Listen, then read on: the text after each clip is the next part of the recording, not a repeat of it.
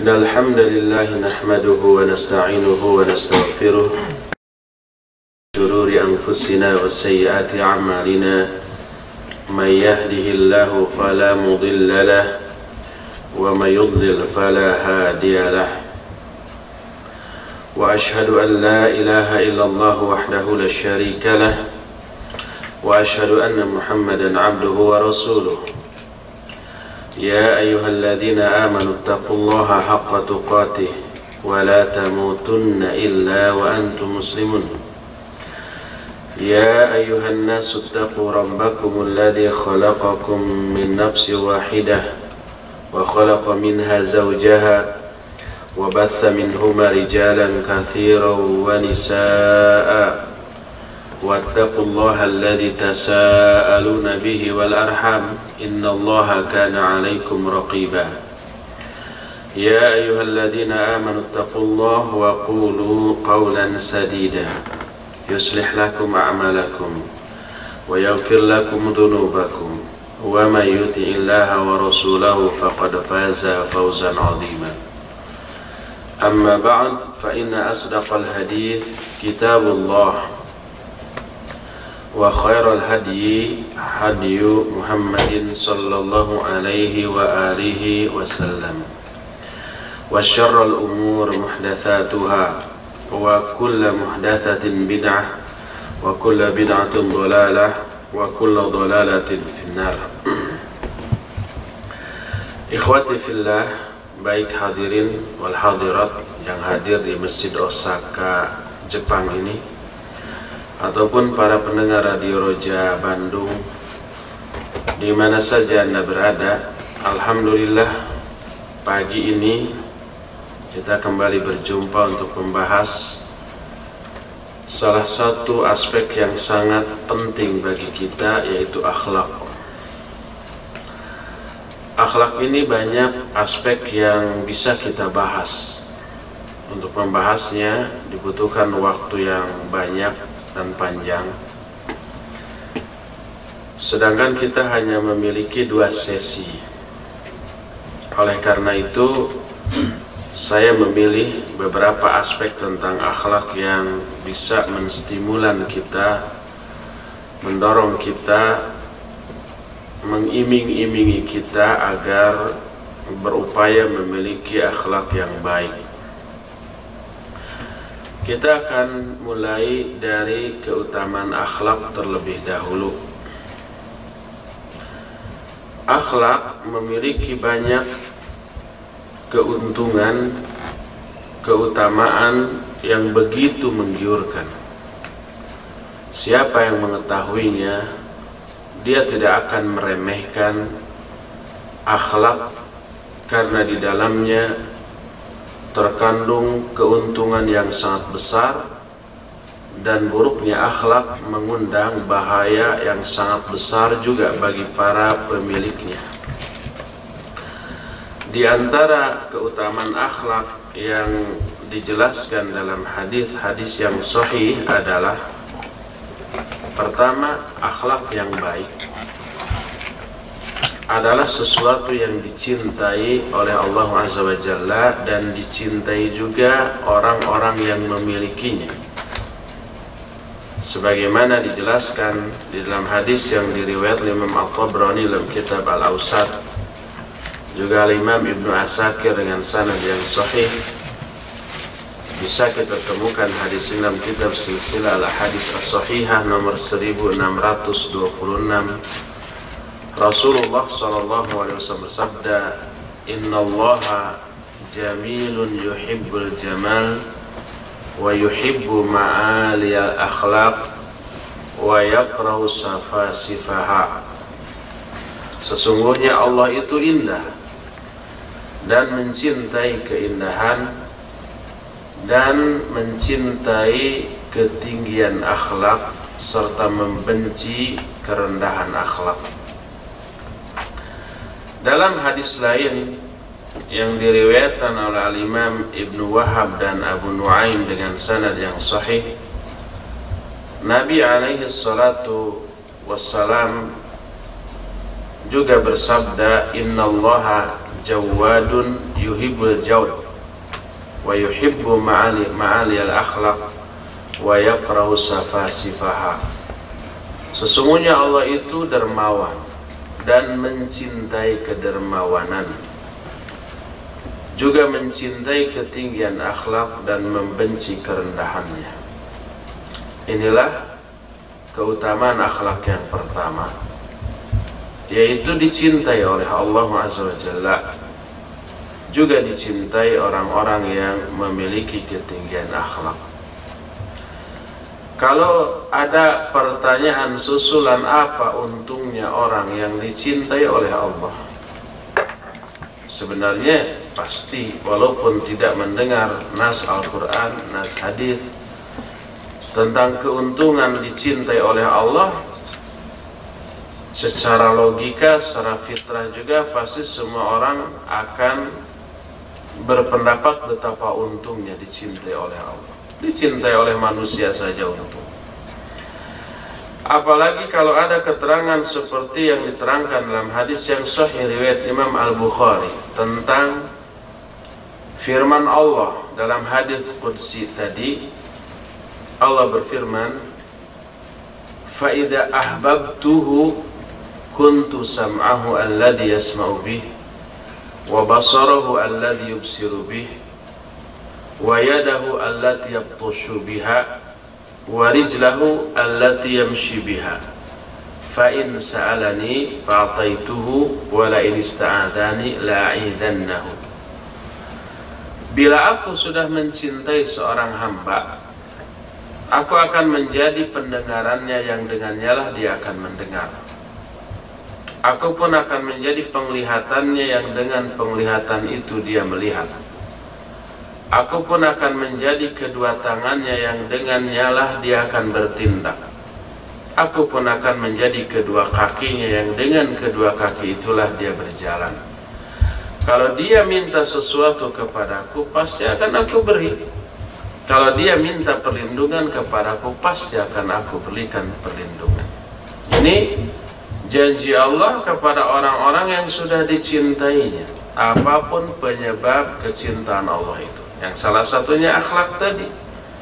Dan Allah itu tidak pernah memungkiri janjinya. Innallaha la yukhliful mi'ad. Ini keutamaan akhlak yang pertama. Keutamaan akhlak yang kedua adalah pahala yang dihasilkan dari akhlak yang baik sama dengan pahala saum di siang hari dan sholat malam di malam hari, tahajud di malam hari. Dan kita tahu besarnya pahala siang saum, malam tahajud.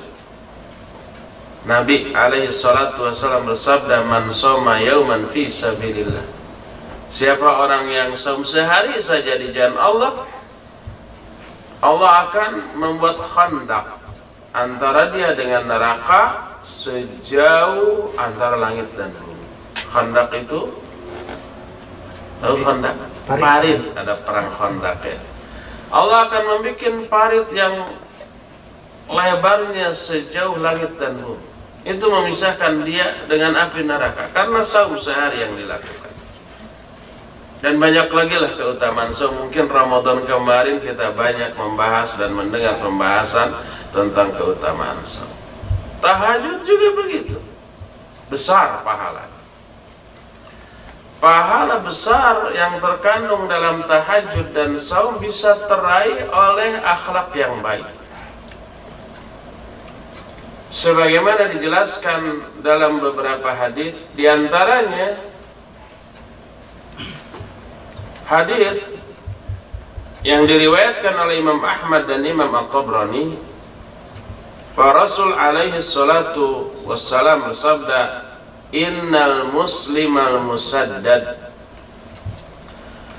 la yudriku darajatas sawwamil qawwam bi ayatillah bi husni khuluqihi wa karami daribatihi ayat tabiatihi. Sesungguhnya seorang muslim yang musaddad. Musaddad maknanya al-iqtisad fil ibadah. Musaddad itu yang simpel dalam beribadah. Makna simpel atau sederhana, dia hanya terbatas melaksanakan yang wajib saja. Yang sunnah sering ditinggalkan. Dalam Al-Quran, "Tsumma awrathna al-kitaba alladziina astafaina min ibadina, faminhum dzalimun li nafsihi wa minhum muqtasidun wa minhum sabiqun bil khairat." Kemudian kami wariskan kitab Al-Quran ini kepada orang-orang yang kami pilih dari kalangan hamba-hamba kami. Di antara mereka ada yang zalim kepada diri sendiri, di antara mereka ada yang muqtasid, iqtisad, simple, sederhana, dan di antara mereka ada yang berlomba-lomba dalam kebaikan. Syekhul Islam ketika menjelaskan ayat ini menyatakan yang zalimun li nafsi adalah yang meninggalkan perintah dan melanggar larangan. Zalim kepada diri. Yang muqtasid yang hanya melaksanakan yang wajib dan meninggalkan yang haram, tapi yang sunnah banyak ditinggalkan. Nah, yang berlomba dalam kebaikan bukan hanya yang wajib, yang sunnah juga dilakukan. Orang Bandung bilangnya fardu kalaku sunnah kalampah. Saya bawa bahasa itu karena ada orang Bandung yang dengerin ya. Di sini juga ada tuh. Fardu kalaku sunnah kalampah artinya yang fardu dilakukan, yang sunnah pun dijalankan. Nah, muslim musaddad, muslim yang kedua tadi, yang simple. Dia hanya yang wajib, yang sunnah banyak ditinggalkan. Yang haram juga ditinggalkan pasti. Seorang muslim yang musaddad, dia akan memperoleh derajat orang yang shawwam dan qawwam. Shawwam itu sigat mubalaghah. Berasal dari kata shoma, artinya saum. Orang yang saum disebut shaim. Kalau yang banyak saum, shawwam. Qawwam juga begitu, berasal dari kata qama yaqumu, qiyaman fahuwa qaimun. Qama itu artinya berdiri, maksudnya sholat malam. Orang yang sholat malam disebut qaim, yang banyak rajin sholat malam qawwam. Nah, Nabi SAW menyatakan, innal muslimal musaddada la yudriku darajata shawwam al-qawwam. Orang muslim yang simpel dalam ibadah, hanya melaksanakan yang wajib saja, nggak getol-getol amat itu ibadahnya, tapi dia akan memperoleh derajat. Yang dimaksud derajat itu pahala. Al-Imam Ibnu Hajar menyatakan raf'atud darajat li kathrati thawab. Ketinggian derajat itu disebabkan karena banyaknya pahala. Sehingga pahala sering diungkapkan dalam ayat, dalam hadis dengan ungkapan darajat. Allah berfirman, yarfa'illahu alladhina amanu minkum walladhina utul ilma darajat. Darajat yang dimaksud adalah pahala. Di sini juga orang muslim yang musaddad, yang simpel dalam ibadah, sederhana dalam ibadah, nggak rajin-rajin amat, dia akan memperoleh pahala yang sama dengan pahala ahli saum, ahli tahajud, bihusni khuluqihi, dengan kemuliaan akhlaknya dan dengan kebaikan perilakunya. Berdasarkan hal itulah, maka kita mengetahui bahwa akhlak yang mulia melahirkan pahala yang sama besar dengan pahala saum terus-terusan di siang hari dan tahajud terus-terusan di malam hari. Inilah yang kedua, keutamaan akhlak yang kedua. Ketiga, akhlak itu indikator keimanan. Makin bagus akhlak, itu menjadi indikasi bahwa imannya bagus. Sebagaimana sabda Nabi alaihi salatu wasallam, inna akmalal mu'minina imanan ahsanuhum khuluqa. Sesungguhnya orang mukmin yang paling sempurna imannya adalah orang mukmin yang paling baik akhlaknya. Akhlak itu indikator keimanan. Makanya tidak heran kalau Nabi SAW sering mengaitkan iman dengan akhlak, seperti yang sudah saya utarakan kemarin, man kana yu'minu billahi wal yawmil akhir fal yukrim dhaifa fal yukrim jarahu fal yaqul khairan aw liyasmut. Siapa yang beriman kepada Allah dan hari akhir, hendaklah dia memuliakan tamu, memuliakan tetangga, berkata baik atau diam. Nah, memuliakan tamu, tetangga, berkata baik atau diam, itu akhlak. Dan kata Nabi, siapa yang iman kepada Allah dan hari akhir, akidah, tauhid, aplikasikan dalam bentuk akhlak.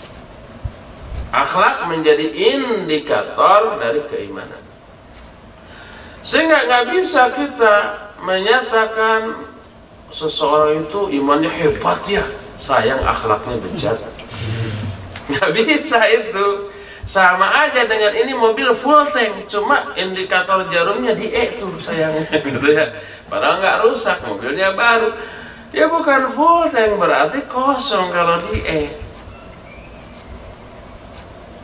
Berdasarkan hal itulah maka akhlak itu menjadi indikator bagi keimanan. Baik buruknya iman seorang dilihat dari baik buruknya akhlak orang tersebut. Inilah keutamaan yang ketiga. Keempat, akhlak juga menjadi indikator kecintaan kepada Allah dan Rasulnya. Siapa yang mengklaim bahwa dia mencintai Allah dan Rasulnya, hendaklah dia buktikan dalam bentuk akhlak yang mulia. Kebaikan akhlak, kemuliaan tingkah laku juga menjadi indikator sejauh mana dia mencintai Allah dan Rasul. Hal ini dijelaskan oleh Nabi alaihi salatu wassalam dalam salah satu hadis yang diterima dari Abdurrahman bin Al-Harith radhiyallahu anhu. Kata Abdurrahman, kunna inda Nabi sallallahu alaihi wa alihi wasallam fada'a bi tahurin faghamasa yadahu fatawadda'a fatataba'nahu fahasawna. Faqala an-nabiy sallallahu alaihi wasallam, ma hamlukum ala ma fa'altum? Qalu hubbullahi wa rasulih.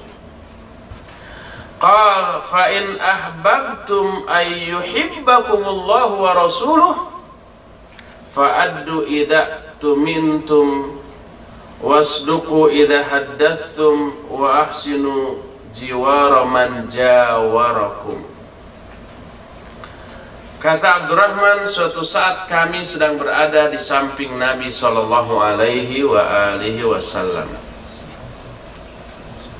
Tiba-tiba beliau meminta sewadah air untuk berwudu. Setelah itu lalu beliau berwudu. Beliau memasukkan kedua tangannya ke dalam air lalu berwudu. Kami berebut menampung air bekas wudu Nabi SAW, lalu kami usapkan ke wajah dan badan kami. Apa namanya ini? Tabarruk, ngalap berkah. Boleh nggak? Boleh, asalkan Nabi SAW. Dan ini kekhususan kepada beliau. Adapun kepada selain beliau nggak boleh. Apa buktinya? Buktinya para sahabat tidak ada yang melakukan itu selain kepada Nabi SAW. Umpamanya setelah Nabi meninggal, apakah orang berebut air bekas wudu Abu Bakar? Karena Abu Bakar seutama-utama manusia setelah Nabi SAW? Nggak ada. Ke Umar nggak ada. Ke yang lain-lain nggak ada. Hanya kepada Nabi SAW. Apakah para tabi'in yang tidak sempat bertemu dengan Nabi, mereka berebut air wudhu para sahabat? Juga tidak. Dan apa yang dilakukan oleh para sahabat dan para tabi'in yang tidak bertabaruk kepada selain Nabi, menunjukkan begitulah pemahaman mereka tentang Islam, tidak boleh bertabaruk selain kepada Nabi SAW. Jadi mereka berebut air bekas wudhu Nabi lalu diusapkan ke badan mereka. Melihat itu Nabi SAW bertanya, apa yang mendorong kalian untuk berbuat demikian? Mereka menjawab, karena kecintaan Allah dan Rasulnya. Mereka itu ingin dicintai oleh Allah dan Rasulnya karena mereka mencintai Allah dan Rasulnya. Apa kata Nabi SAW? Kalau kalian menginginkan Allah dan Rasulnya mencintai kalian, maka tunaikan amanat-amanat yang dibebankan kepada kalian. Jujurlah apabila kalian berbicara, dan berbuat baiklah kepada orang-orang yang bertetangga dengan kalian. 3 poin ini semuanya menyangkut akhlak, menunaikan amanah, jujur dalam berbicara, dan berbuat baik kepada tetangga. 3-tiganya akhlak. Kata Nabi SAW, kalau kalian menginginkan Allah dan Rasulnya mencintai kalian, nih tunaikan 3 kebaikan akhlak di dalam 3 hal ini. Hadis tersebut hasan derajatnya dikeluarkan oleh Imam At-Tabrani, sebagaimana kehasanannya dijelaskan dalam kitab Sahih Al-Jami. Inilah keutamaan yang keempat tentang akhlak, bahwa akhlak yang mulia itu bukti kecintaan kepada Allah dan Rasulnya, dan menyebabkan Allah dan Rasulnya pun mencintainya. Kelima, keutamaan akhlak yang kelima.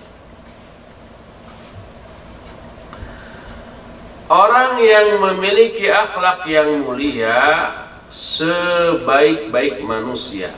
Baik buruknya manusia dilihat dari akhlak, karena akhlak menjadi indikator keimanan, seperti yang tadi sudah dijelaskan.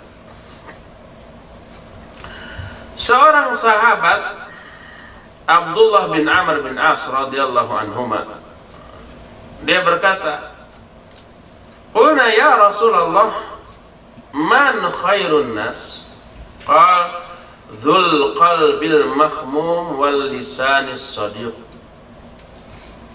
Qala ya Nabi Allah, qad arafna al-lisan as-sadiq, fama al-qalbul mahmum?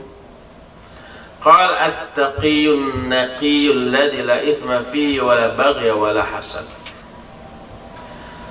Qala qulna ya Rasulullah, faman ala athari? Qala alladzi yashna'u ad-dunya wa yuhibbul akhirah.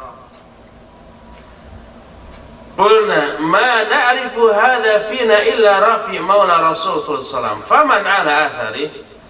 Qala mu'minun fi khuluqin hasanin. Qulna amma hadha fa fina. Kata Abdullah bin Amr bin As, kami bertanya, wahai Rasulullah, siapa sebaik-baik manusia?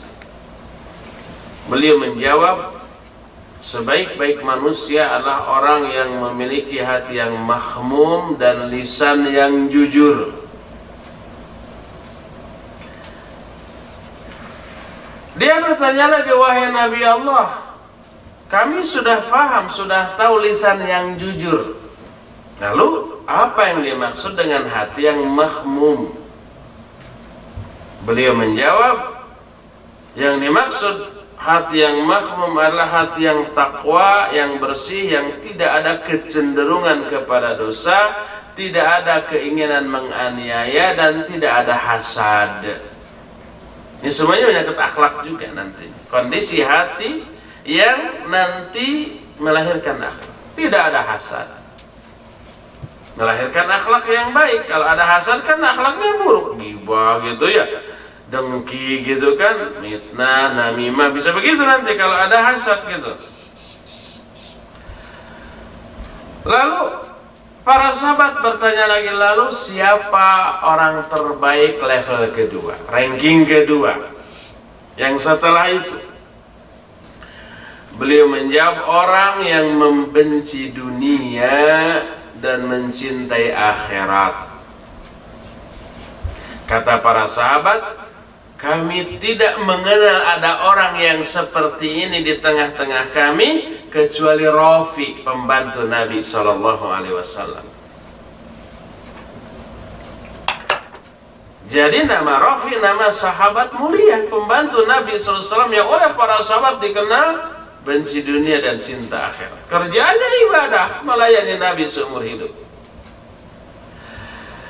Lalu para sahabat bertanya lagi, lalu siapa lagi manusia terbaik ranking ketiganya? Dijawab oleh Nabi SAW, seorang mukmin yang akhlaknya baik. Para sahabat menjawab, kalau yang seperti ini maka di tengah-tengah kami banyak. Jadi para sahabat mentazkiyah sesama sahabat bahwa akhlak sesamanya itu sangat baik, sangat mulia. Kalau akhlak baik ini di kalangan kami banyak. Hadis ini dikeluarkan oleh Imam Ibnu Majah dan Imam Al-Baihaqi dengan sanad yang sahih. Di dalam hadis lain yang diriwayatkan oleh Imam Abu Dawud dan Imam At-Tirmidzi dengan sanad yang sahih, Nabi alaihi salatu wasallam bersabda, "Innan nasa lam yu'tu syai'an khairan min khuluqin hasanin." Sesungguhnya manusia tidaklah mereka diberikan sesuatu yang lebih baik dibanding kemuliaan akhlak. Pemberian terbaik adalah akhlak yang baik, dibanding memberikan barang, uang, makanan tetapi tidak disertai dengan kebaikan akhlak. Mana yang kita pilih? Diberi uang sambil dilempar, nih dasar pemalas, makan tuh, gitu ya. Atau begitu ketemu orang itu, assalamualaikum akhi, apa kabar, saya kangen, sambil ramah. Kita ingin lebih memilih diperlakukan baik walaupun nggak dikasih apa-apa. Karena apa? Karena akhlak yang baik merupakan pemberian terbaik, menyenangkan hati kita, melapangkan dada kita, menghilangkan rasa sumpek dan sedih kita.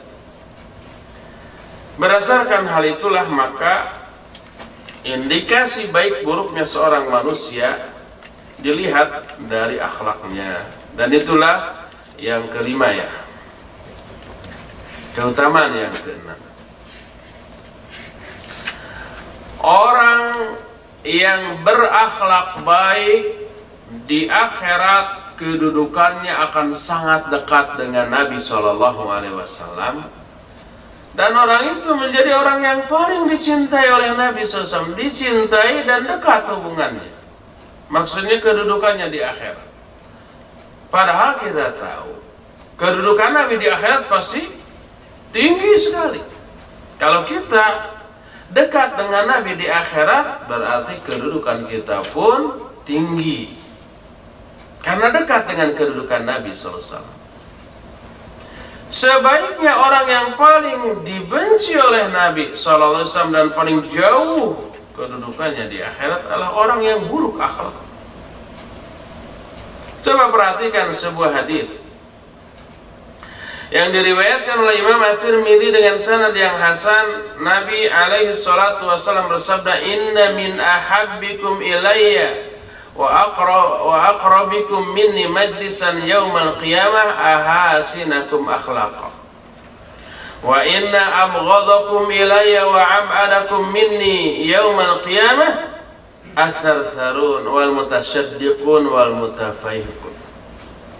Qalu ya Rasulullah, qad alimna athartharun wal mutasyaddiqun, famal mutafayhiqun? Qala al mutakabbirun. Kata Nabi SAW, sesungguhnya di antara orang yang paling aku cintai di antara kalian dan paling dekat kedudukannya dengan aku pada hari kiamat adalah orang yang paling baik akhlaknya di antara kalian. Coba lihat pengakuan Nabi SAW. Beliau berbicara ini berdasarkan wahyu, diinformasikan oleh Allah bahwa orang yang paling dekat kedudukannya di hari kiamat nanti, orang yang paling baik akhlaknya, itu akan dekat dengan Nabi SAW. Sebaliknya kata beliau, orang yang paling aku benci di antara kalian Dan yang paling jauh kedudukannya dengan aku pada hari kiamat adalah orang yang memiliki 3 karakter. Salah satu di antara 3 sifat berikutnya. Pertama atsartsarun, kedua al-mutasyaddiqun, ketiga al-mutafayyiqun. Atsartsarun huwa katsirul kalam takallufan. Atsartsarun itu orang yang, kata orang Sunda mah, loba catur tanpa bukur. Loba catur itu artinya banyak omong, bukan catur sekak seter, bukan. Banyak omong dipaksa-paksakan, isinya nggak ada. Banyak omong, tapi isinya nggak ada. Atsartsarun itu paling dibenci dan itu akhlak yang buruk. Kedua al-mutasyaddiqun. Makna al-mutasyaddiqun alladhi yamla'u fammahu bil kalam. Orang yang memenuhi omongannya dengan ucapan-ucapan yang dibuat-buat, yang diindah-indahkan, difasih-fasihkan untuk menonjolkan dirinya caper. Ngerti kan caper? Pernah di Bandung kan? Pernah di Indonesia gitu. Apa caper? Cari perhatian. Bisi istilah itu nggak sampai di kesini gitu. Difasih-fasihkan, dilekoh-lekohkan. Itu al-mutasyaddiqun, sama hampir mirip. Dan yang ketiga yang paling aku benci dan paling jauh kedudukannya dengan aku adalah al-mutafayyiqun. Para sahabat bertanya, wahai Rasulullah, kami telah tahu arti atsartsarun dan al-mutasyaddiqun. Lalu apa yang dimaksud dengan al-mutafayyiqun? Para sahabat nggak ngerti apa al-mutafayyiqun, lalu bertanya. Beliau menjawab, al-mutakabbirun, orang yang takabur, yang sombong. Lihat tiga-tiganya, atsartsarun, al-mutasyaddiqun dan al-mutafayyiqun atau al-mutakabbirun ini semuanya akhlak buruk. Dan itulah yang menyebabkan mereka dibenci oleh Nabi SAW dan paling jauh kedudukannya dengan Nabi di akhirat nanti. Inilah keutamaan yang ke-6 ya. 6. Ke-7, akhlak yang baik menyebabkan timbangan amal kebaikan sangat berat. Padahal amal kita nanti kan ditimbang. Kalau amal baik lebih berat dibanding amal buruk, selamat kita, nggak akan neraka dulu. Walaupun ada dosanya, tapi dosanya itu ntar terhapus oleh kebaikannya yang banyak. Allah berfirman, فَأَمَّا مَنْ ثَقُلَتْ مَوَازِينُهُ فَهُوَ فِي عِيشَةٍ رَاضِيَةٍ. Siapa orang yang lebih berat timbangan amal kebaikan, dia akan berada dalam kehidupan yang ridho. Allah berfirman di dalam ayat lain, man thaqulat mawazinuh faulaika humul muflihun. Siapa orang yang lebih berat timbangan amal kebaikannya, maka merekalah orang-orang yang akan berbahagia. Oleh karena itu perberat amal dengan melakukan amal-amal yang memperberat timbangan. Salah satunya adalah akhlak. Akhlak yang baik, bukan akhlak yang buruk. Akhlak yang buruk sebaliknya mengurangi, menghapus sebagian dari amal baik. Tapi kalau akhlak baik memperberat timbangan, sebagaimana dijelaskan dalam salah satu hadis. Hadis ini diriwayatkan oleh Imam At-Tirmidzi dengan sanad yang sahih, sebagaimana kesahihannya dijelaskan dalam kitab Sahih Al-Jami. Nabi alaihi salatu wasallam bersabda, ma min syai'in athqalu fi mizanil mu'mini yawmal qiyamah min husnil khuluq wa inna Allaha yubghidul fahishal badhi. Tidak ada sesuatu pun yang lebih berat di dalam timbangan orang mukmin pada hari kiamat dibanding kemuliaan akhlak. Yang terberat itu di antara ya amal-amal manusia adalah akhlak. Dan sesungguhnya Allah membenci orang yang fahish dan badhi. Yang dimaksud fahish orang yang keji. Badhi itu orang yang kasar, tingkahnya, sikapnya, omongannya itu dibenci oleh Allah SWT. Berdasarkan hal itu, maka kita tahu bahwa akhlak bisa memperberat timbangan amal kebaikan kita. Itulah yang ketujuh ya. Keutamaan akhlak yang kedelapan. Memperoleh jaminan surga. Sebagaimana dijelaskan di dalam salah satu hadis yang dikeluarkan oleh Imam Ahmad, Imam Ibnu Abi Dunya, Imam Ibnu Hibban, Imam Al-Hakim, lalu Al-Hakim mensahihkan. Hadis ini juga sahih sebagaimana dijelaskan dalam kitab Sahih Al-Jami, bahwa Rasul alaihi salatu wassalam bersabda, kata beliau, idmanu li sittan min anfusikum adman lakumul jannah. Pelihara atau jaminkan oleh kalian kepadaku 6 perkara berikut ini dari diri kalian, aku jamin kalian masuk surga. Nabi SAW berani memberikan jaminan surga atas informasi dari Allah SWT. Jaminkan oleh kalian 6 perkara berikut ini dari diri kalian kepadaku, aku jamin kalian masuk surga. Dan ternyata ke-6 poin yang dijelaskan tersebut seluruhnya menyangkut akhlak. Coba perhatikan. Apa saja ke-6 poin tadi? Pertama, usduqu idza hadatstum. Jujurlah apabila kalian berbicara. Yang dimaksud jujur berbicara, ada berbicara sesuai fakta, sesuai dengan realita, sesuai dengan kenyataan. Kalau pembicaraan kita tidak sesuai fakta, tidak sesuai realita, tidak sesuai dengan kenyataan, itu dusta. Termasuk di dalamnya apa? Ngarang cerpen, cerbung, apa lagi? Cerpan, cerita panjang, gitu ya. Itu kan fiktif ya, nggak ada dalam realita, itu karangan. Itu termasuk dusta yang terlarang. Makanya yang suka ngarang-ngarang cerpen berhentikan. Kecuali yang dikarang adalah kisah nyata, boleh dituliskan kembali. Inilah kisah hidup perjalananku dari umpamanya Indonesia ke Osaka. Boleh, asal jangan ditambah-tambah biar seru, tambah kejadian-kejadian yang dikarang-karang. Nah, ini nggak boleh, itu dusta juga. Pertama, usduqu idza hadatstum.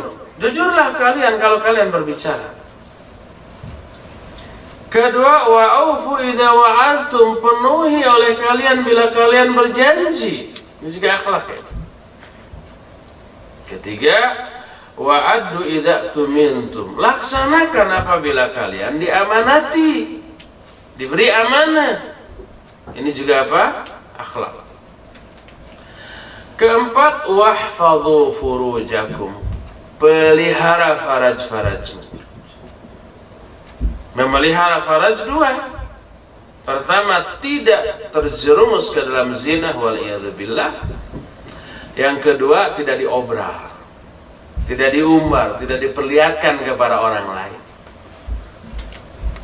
Kan yang terlarang berzina umpamanya. Iya, betul terlarang.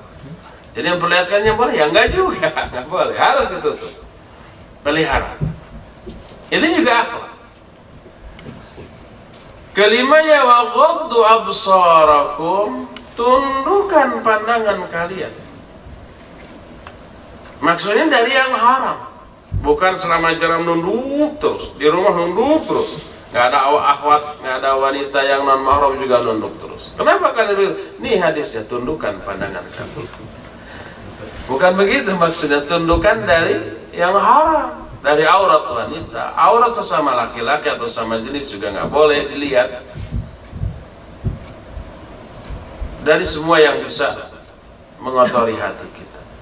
Kalau tidak ada ya boleh kita nengadah, boleh kita angkat kepala kita. Dan yang keenamnya adalah waqafu aidiakum, tahan tangan-tangan kalian. Maksudnya jangan menyakiti dengan tangan kepada orang lain, mukul kek, nyubit kek, nyolok atau dan sejenisnya gitu ya. Apalagi lebih dari itu, membunuh, melukai, mengocorkan darah orang, maka itu diharamkan. Jadi keenam poin yang Nabi alaihi salatu wasallam menjamin dengan surga, keenam-enamnya menyangkut akhlak. Jujur dalam berbicara itu akhlak, menunaikan janji itu akhlak, melaksanakan amanat akhlak, memelihara faraj akhlak, menundukkan pandangan juga akhlak, dan menahan tangan dari menyakiti orang lain juga semuanya akhlak. Kata Nabi alaihi salatu wassalam, siapa yang mampu menjamin keenam poin ini untuk diriku dari diri kalian, maka aku jamin kalian dengan surga. Ternyata semuanya akhlak. Itulah yang ke-8. Ke-9, akhlak yang baik penyebab terbanyak masuknya seseorang ke dalam surga. Sebaliknya akhlak buruk penyebab terbanyak masuknya orang ke dalam neraka. Sebagaimana terungkap dalam salah satu hadis yang diterima dari Abu Hurairah radhiyallahu anhu. Kata Abu Hurairah, su'ila Rasulullah SAW an aktsari ma yudkhilun nasal jannah, faqala taqwallah wa husnul khuluq. Wa su'ila an aktsari ma yudkhilun nasan nar, faqala al-fam wal faraj. Kata Nabi SAW, kata Abu Hurairah, Nabi SAW ditanya tentang penyebab terbanyak masuknya manusia ke dalam surga. Beliau menjawab ada dua. Pertama, takwa kepada Allah. Yang kedua, akhlak yang baik. Beliau pun ditanya tentang penyebab terbanyak masuknya manusia ke dalam neraka. Beliau menjawab, mulut dan faraj. Perbuatan apa yang dilakukan oleh mulut yang bisa menjerumuskan orang ke dalam neraka? Banyak ya. Ghibah, namimah, dusta, menyakiti orang, menghina kayak begitu ya, mencibir, ngomong enggak, cuma bibirnya itu apa namanya, bengok, cibir dalam rangka menghina orang. Termasuk omongan syirik, kufur dan bid'ah. Termasuk berbicara tentang agama tanpa ilmu. Penyebab masuknya orang ke dalam neraka. Termasuk berdusta atas nama Allah dan atas nama Rasulnya. Berdusta atas nama Allah adalah dia berbicara mengatasnamakan Allah padahal ini dari dirinya sendiri. Berdusta atas nama Rasul SAW salah satunya dengan menyampaikan hadis palsu atau hadis dhaif tanpa menjelaskan kedhaifannya. Dan itu semuanya merupakan penyebab masuk nerakanya orang karena mulut. Yang kedua, kalau faraj ya dengan dua tadi, dengan berzina atau dengan memperlihatkannya kepada orang lain, kecuali kepada istrinya sendiri. Jadi hadis ini menjelaskan bahwa akhlak yang baik penyebab terbanyak masuknya orang ke dalam surga. Inilah keutamaan akhlak yang ke-9. Ke-10. Kok banyak sih, berapa? Ya sudah cukup 10 juga lah ya. Dengan 10 aja sudah menggiurkan itu, belum yang lain-lain. Saya khawatir nanti ini dijadikan sebagai materi dengan judul keutamaan akhlak. Padahal materi utamanya apa? Akhlak mukmin sejati. Ini hanya mukaddimah dulu untuk menjelaskan betapa utamanya akhlak. Baru 9. Sekarang yang ke-10. Akhlak adalah tali pengikat persatuan atau lem perekat persaudaraan. Al-Ghazali dalam Ihya Ulumuddin, kalimat yang saya kutip dari Al-Ghazali dari Ihya Ulumuddin ini kalimat yang dikukuhkan, dibenarkan oleh para ulama. Ihya Ulumuddin itu kitab yang di dalamnya memuat banyak kebaikan karena ada ayat dan hadis-hadis yang sahih. Tapi di dalamnya juga banyak bahayanya karena ada hadis-hadis yang palsu dan yang dhaifnya. Diambil seluruhnya. Siapa yang mengambil dan mengamalkan seluruhnya, dia akan peroleh banyak kebaikan, tapi sekaligus terjerumus dalam bahaya yang besar.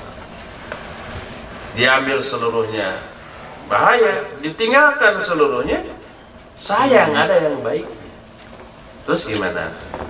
Alhamdulillah ada inisiatif dari para ulama untuk menyaring, membuang yang salah-salahnya, yang keliru-kelirunya, dan hanya mengambil yang baik-baiknya. Lahirlah kitab Minhajul Qasidin. Ini saringan dari Ihya Ulumuddin. Diteliti ulang oleh para ulama, ternyata Minhajul Qasidin masih ada yang buruk-buruknya yang belum terbuang.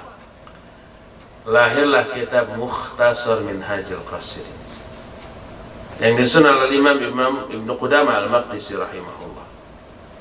Jadi siapa orang yang hanya ingin memperoleh kebaikan dari kitab Ihya Ulumuddin, bacalah kitab Mukhtasar Minhajul Qasidin. Apalagi sekarang kitab ini sudah ditahqiq hadis-hadis oleh Syekh Ridwan Jami' Ridwan di antaranya. Diterangkan ini hadisnya sahih, ini hadisnya dhaif, tapi kenapa masih dimasukkan karena ada penguat begini-begini, itu ada.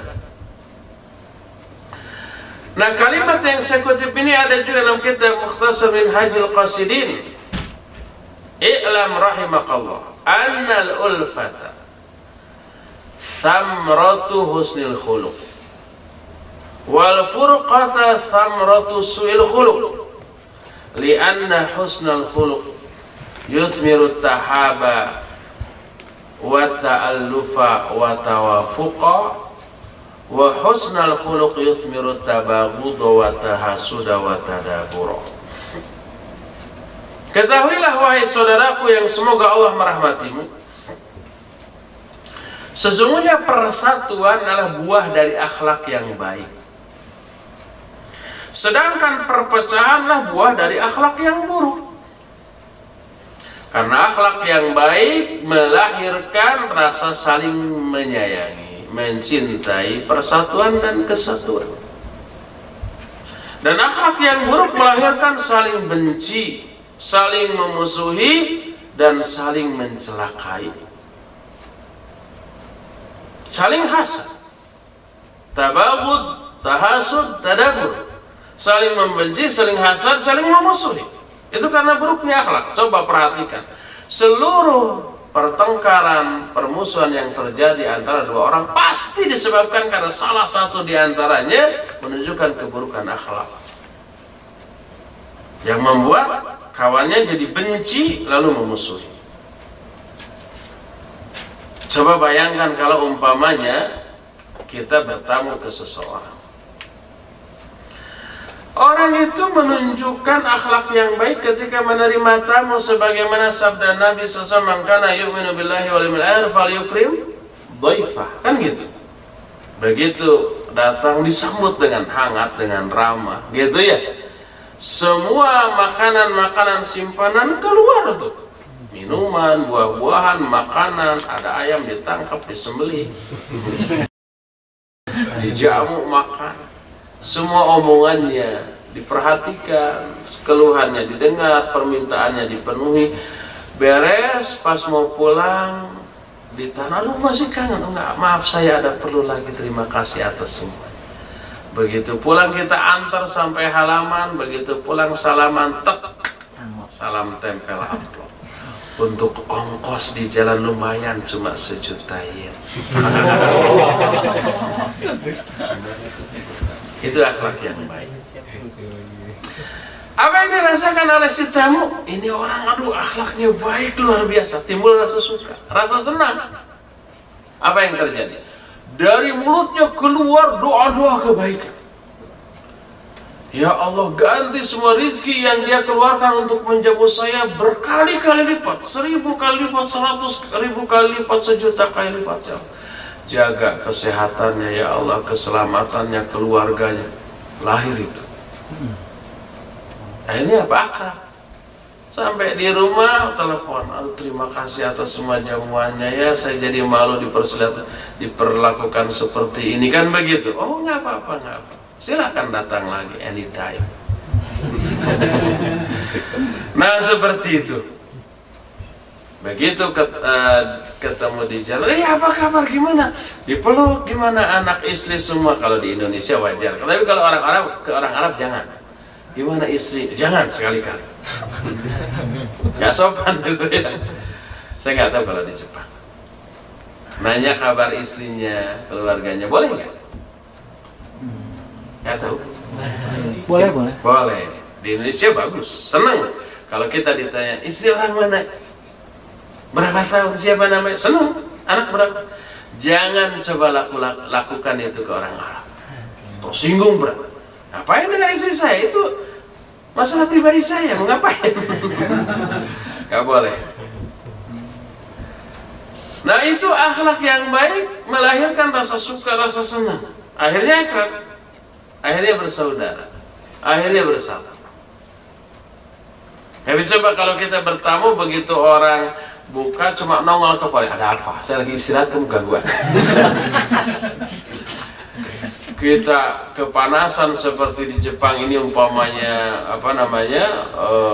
panas, haus gitu. Ya setelah sahur air pun yang disajikan. Masuk pun enggak, cuma nongol kepalanya.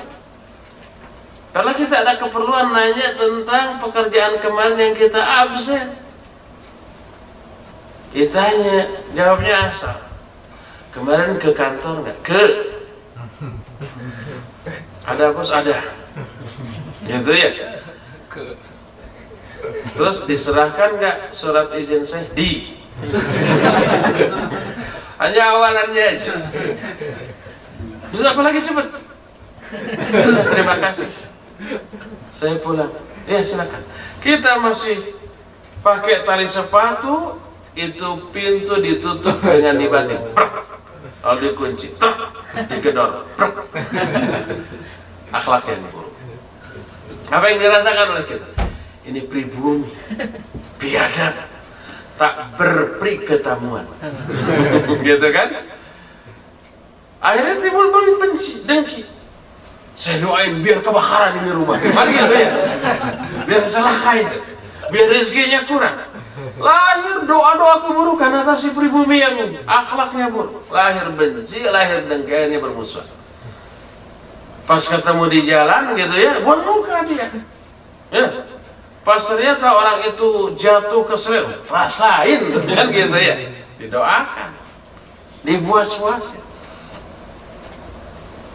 Ini real, ini nyata. Semua permusuhan dan pertengkaran itu salah satunya pasti telah menunjukkan keburukan akhlak yang menyebabkan kawannya menjadi tersinggung.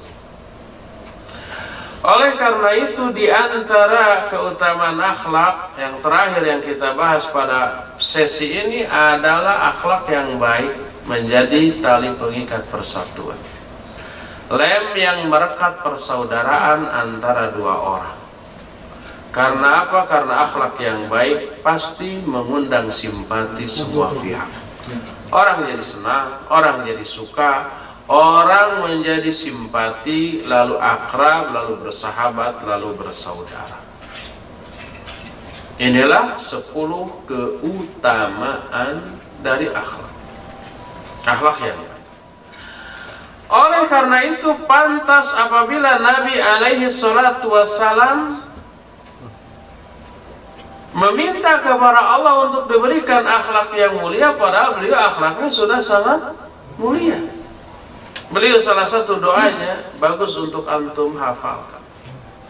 Lalu baca dalam sholat, ketika sujud silakan dibaca. Dalam hadis yang diriwayatkan oleh Imam Muslim dalam Sahih Muslim juz yang pertama halaman 534, Rasul sallallahu alaihi wasallam berdoa, Allahumma hdini li ahsanil akhlaq, la yahdi li ahsaniha illa anta, wasrif anni sayyi'aha, la yasrifu anni sayyi'aha illa anta. Ulangi, Allahumma hdini, Allahumma ya Allah, ihdini, tunjuki aku, li ahsanil akhlak, kepada kebaikan akhlak. Beri hidayah aku kepada kebaikan akhlak. Allahumma hdini li ahsanil akhlak, la yahdi li ahsaniha illa anta. La yahdi, tidak ada yang bisa memberi petunjuk, li ahsaniha, kepada kemuliaan akhlak, illa anta, kecuali engkau. Wasrif anni sayyi'aha, wasrif dan palingkan, anni dari diriku, sayyi'aha keburukannya, keburukan akhlak. La yasrifu anni, tidak ada yang bisa memalingkan dari diriku sayyi'aha, keburukan akhlak tersebut, illa anta, kecuali engkau. Allahumma hdini li ahsanil akhlaq, la yahdi li ahsaniha illa anta, wasrif anni sayyi'aha, la yasrifu anni sayyi'aha illa anta. Itulah tentang kebaikan akhlak. Sekarang apa resiko atau dampak buruk dari keburukan akhlak yang tadi saya bilang membahayakan, membinasakan kita? Kalau tadi kebaikan akhlak fadilahnya atau keutamanya ada 10, kebalikannya ya kebalikannya dari 10 itu tadi. Dan salah satu di antara yang mengerikan adalah keburukan akhlak itu bisa selain menambah dosa, juga mengurangi pahala, menghancurkan kebaikan-kebaikan kita. Sebagaimana dijelaskan dalam hadis sahih riwayat Imam Muslim meriwayatkan, Imam At-Tirmidzi juga meriwayatkan, Nabi SAW bertanya, atadruna manil muflis? Tahu nggak kalian siapa orang yang bangkrut itu? Bangkrut istilah dalam ilmu apa? Ekonomi kan? Biasanya dalam urusan dagang. Para sahabat menyangka, ya ini urusan ekonomi. Lalu mereka menjawab, al-muflisu alladhi la mala lahu wa la mata. Yang muflis itu orang yang nggak punya uang, nggak punya harta, nggak punya kekayaan, itu bangkrut. Kata Nabi SAW, bukan. Ini urusan agama, bukan urusan dunia. Lalu beliau menjawab, innal muflisa min ummati man ya'ti yaumal qiyamati bi salatin wa siyamin wa zakatin wa ya'ti wa qad syatama hada wa qadhafa hada wa akala mala hada wa safaka damma hada wa daraba hada fayu'ta hada min hasanati wa hada min hasanati fa in funiyat hasanatu qabla ay yuqda ma alaih ukhidha min khatayahum faturihat alaihi thumma turiha finnar waliyadu billah. Orang yang bangkrut dari kalangan umatku adalah orang yang nanti pada hari kiamat datang dengan membawa pahala sholat, pahala saum, pahala zakat, pahala semua kebaikannya, termasuk pahala daurah. Tapi dulu ketika di dunia dia pernah mencela si anu, menuduh si anu dengan tuduhan yang keji, memakan harta si anu, mengocorkan darah si anu, memukul si anu, semua orang dizalimi. Maka diambil kebaikannya untuk semua orang itu. Yang pernah dipukul nanti di akhirat, mana kamu pernah mukul saya dulu, bayar. Dibayarnya bukan dengan tonjokan lagi tapi dengan pahala. Kamu dulu pernah nuduh saya ya? Pernah nuduh saya sebagai sururi ya? Padahal ketemu dalam mimpi juga nggak pernah tuh. Ya, bayar. Nggak dituduh lagi sururi, bayar dengan pahala. Kamu dulu pernah menggibahi saya, pernah juga umpamanya mengambil harta saya, minjem pulpen nggak dikembaliin tuh, bayar. Pulpennya nggak ada, bukan dengan pulpen, pahala sini pahala. Semuanya diperhitungkan dengan pahala. Kalau pahala semuanya sudah habis, pahalanya sedikit, kezalimannya kan banyak. Pahala habis, kezalimannya masih tersisa banyak yang belum terbayar. Maka dosa dari orang yang dizalimi diambil. Saya punya pahala lagi, habis sini aja lah, dosa kamu saya tanggung. Gitu kan? Akhirnya bangkrut ya. Modal untuk berbahagia di akhirat itu pahala habis. Bahkan penyebab diazabnya dia oleh Allah yaitu dosa tambah bertumpuk. Akhirnya dia dilemparkan ke dalam api neraka waliyadzubillah. Semua kezaliman itu merupakan akhlak yang buruk. Memukul akhlak yang buruk, menghina akhlak yang buruk, menuduh akhlak yang buruk, mengambil harta akhlak yang buruk, mengalirkan darah orang lain akhlak yang buruk, semua akhlak yang buruk itu menghapus pahala kita, menyebabkan pahala kita ditransfer ke orang yang kita zalimi, menyebabkan dosa orang yang kita zalimi sini ditransfer aja ke saya biar saya yang nanggung. Binasalah dia, rugi dengan kerugian yang sangat besar. Sebaliknya siapa yang untung? Yang dizalimi ya. Makanya bagaimana caranya kiat agar kita tidak dendam, tidak sakit hati ketika dizalimi? Ingat ini, ketika orang menghina kita itu sama dengan, nih pahala saya, sini dosa kamu. Baik itu orang ya. Ingat kepada ini, kita akan sakit hati dan dendam enggak? Enggak. Senang aja, silakan fitnah saya, silakan gibahi saya, silakan tuduh saya, karena saya untung, nggak rugi sedikit pun dunia ataupun akhirat. Apa untungnya di dunia? Ruginya kita di dunia? Nggak ada. Apakah karena kita dihina orang menyebabkan kita menjadi terhina di hadapan semua orang? Enggak. Orang yang melihat kita dihina simpati kepada kita, itu kasihan orang dihina ya.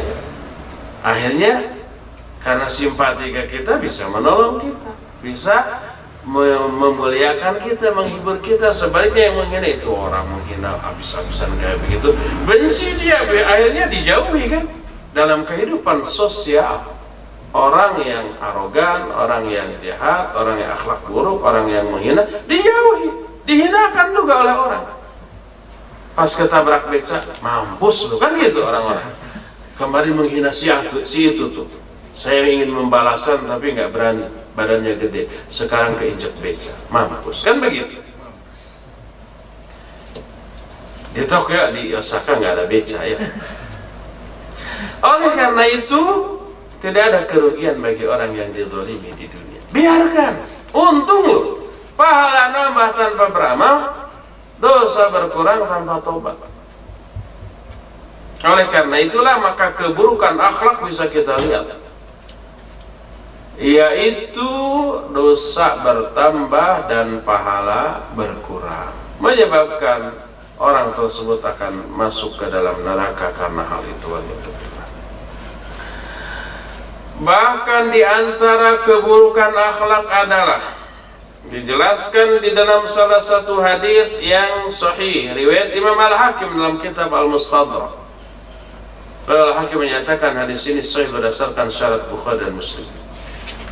Imam Al-Zahabi juga menyepakati kesahihan yang dilakukan oleh Al-Hakim ini.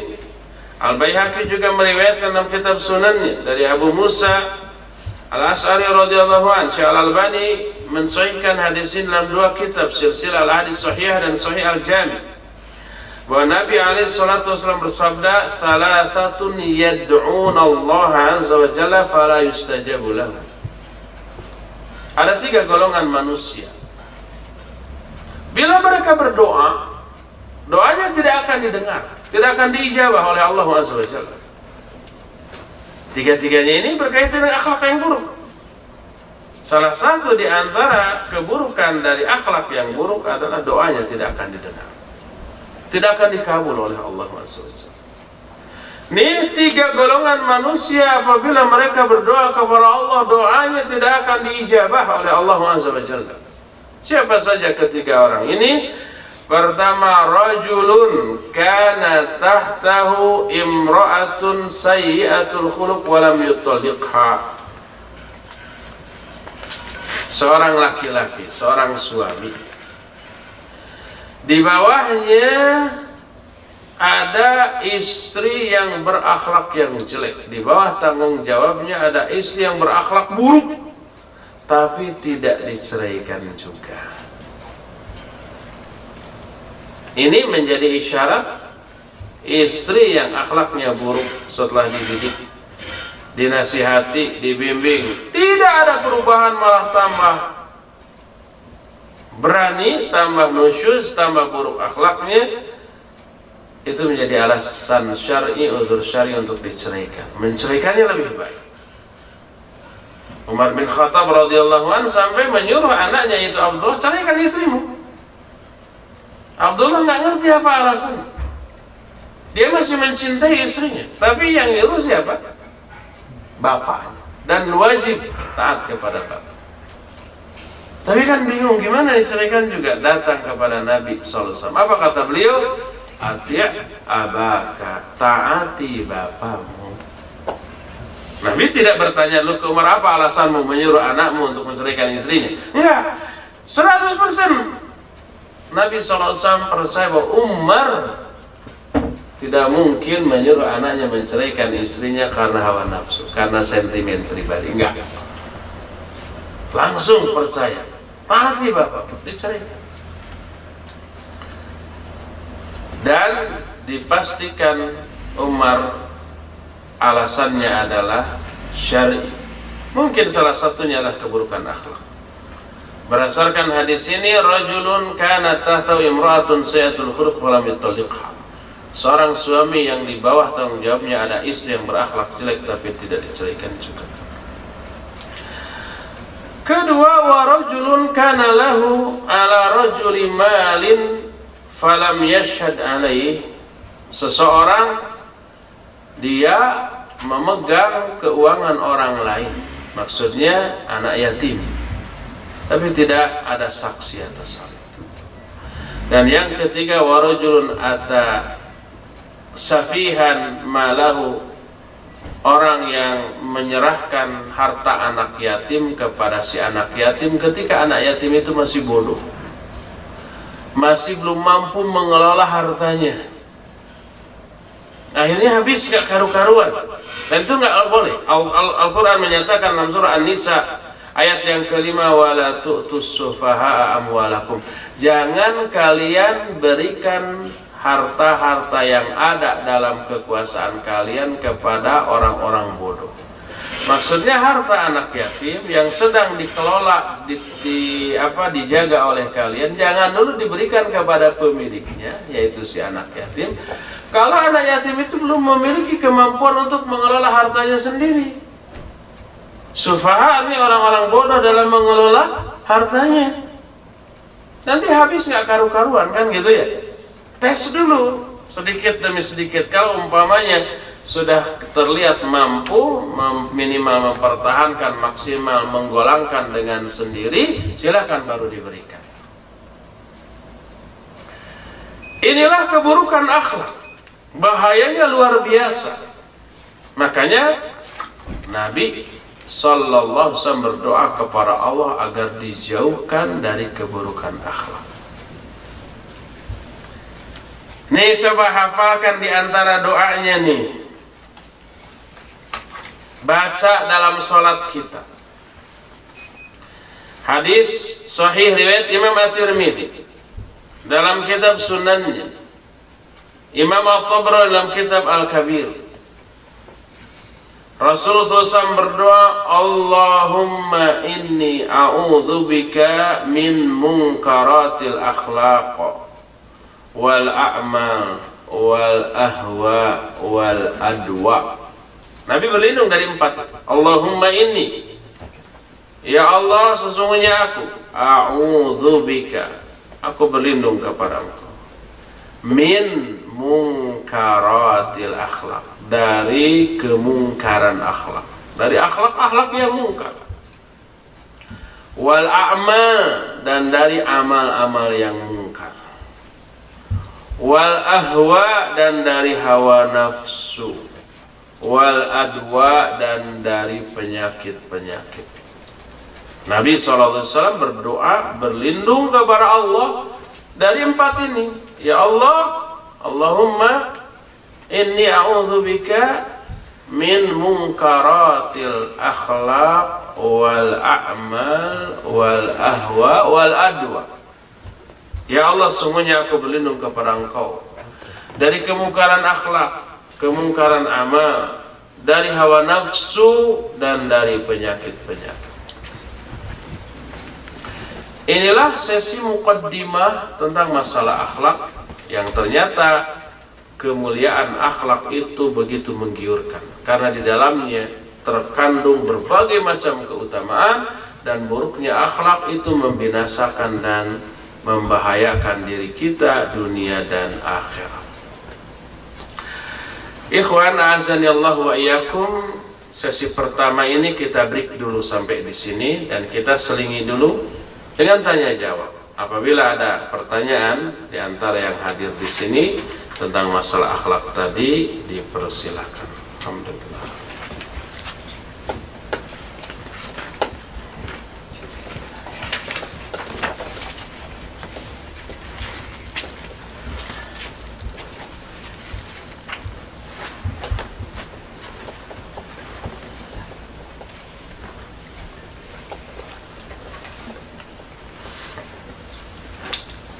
Pertanyaan dari akhwat,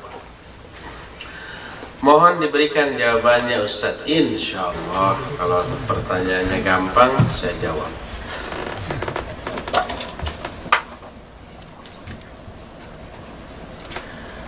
Mengenai bicara jujur,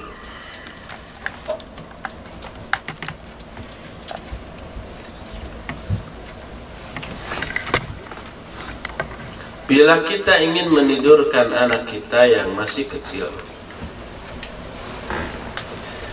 kita memberikan contoh, misalkan lihat, nah, si boneka beruang sudah tidur, jadi adik harus tidur juga ya. Apakah ini boleh atau terlarang? Ya, barakallahu fiik. Ini agak susah sebenarnya jawabannya. Pertama, cara seperti itu termasuk cara yang bisa menimbulkan salah persepsi di mata anak. Apa salah persepsinya? Anak nanti menganggap boneka itu makhluk hidup yang bisa tidur dan bisa bangun, gitu ya. Itu yang pertama. Yang kedua, kalau si anak persepsinya tidak salah, benar bahwa dia meyakini bahwa boneka itu benda mati,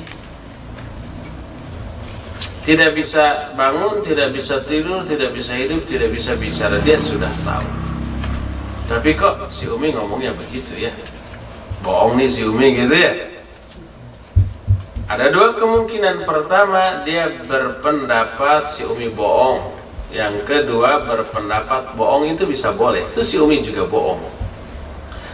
Oleh karena itu, coba cari cara lain, kalimat lain, kata-kata lain yang tidak menimbulkan salah persepsi. Wallahu a'lam. Bagaimana hukum sungkeman pada hari raya Idul Fitri ke orang tua atau ke mertua atau ke guru kayak gitu ya? Pertama, hukum asal dari bersalaman sunnah. pahala dan keutamaan luar biasa, bisa menyebabkan dosa berguguran, bisa menyebabkan lebih dekatnya hubungan dan seterusnya. Itu secara umum. Makanya disunahkan bersalaman ketika bertemu, dan Syekh Al-Albani menyatakan juga ketika berpisah dibolehkan, karena ada hadis tentang masalah tersebut. Adapun momen-momen yang tidak disunahkan untuk bersalaman, jangan dibiasakan bersalaman pada momen itu. Seperti bersalaman ba'da sholat fardu. Nabi SAW tidak melakukan, para sahabat tidak melakukan, berarti sunnahnya seusai sholat fardu disunahkannya tidak bersalaman. Itu yang disebut dengan sunnah tarkiyah. Sunnah itu ada dua, sunnah fi'liyah dan sunnah tarkiyah. Sunnah fi'liyah adalah sunnah berupa perbuatan yang memang sengaja dilakukan oleh Nabi. Seperti habis sholat fardu wirid, sengaja dilakukan, itu sunnah fi'liyah. Kedua, sunnah tarkiyah. Sunnah dalam bentuk sengaja meninggalkan sebuah amalan di momen tertentu. Seperti Nabi sengaja tidak bersalaman ba'da sholat fardu, maka tidak bersalaman ba'da sholat fardu adalah sunnah, dan itu disebut sunnah tarkiyah. Jadi kalau kita mau mengamalkan sunnah selesai sholat fardu, jangan bersalaman. Termasuk ba'da sholat apapun, baik sholat fardu yang 5 waktu, sholat Jumat, termasuk sholat Idul Fitri dan Idul Adha. Pokoknya seusai sholat apapun, sunnahnya tidak bersalaman. Itu yang disebut sunnah tarkiyah, termasuk momen Idul Fitri atau Idul Adha. Nabi SAW dan para sahabat tidak melakukan bersalaman secara khusus, ya, kecuali kalau pas kita pada Idul Fitri bertemu gitu atau bertamu, itu disunnahkan bersalaman, bukan karena momen Idul Fitrinya, tapi karena baru bertemunya. Atau umpamanya kita beres sholat fardu, assalamualaikum kanan, assalamualaikum kiri, ada kawan yang sudah lama nggak bertemu, apa kabar, assalamualaikum, lalu salaman ba'da sholat, boleh. Tapi niatnya bukan bersalaman ba'da sholatnya, tapi bersalaman karena bertemu dengan orang yang sudah lama tidak ketemu. Dibolehkan, walaupun saatnya adalah saat ba'da sholat, tapi bukan karena ba'da sholatnya, tapi karena baru bertemu. Termasuk menyengajakan, membiasakan diri bersalaman setiap Idul Fitri, ini tidak disunnahkan. Sunnahnya tidak bersalaman. Itu yang pertama. Kedua, sungkem. Kalau sungkemnya dalam bentuk kita merunduk seperti ruku, bahkan melebihi ruku, ya, berlutut begitu. Lebih rendah mana ruku sama berlutut? Lebih rendah berlutut.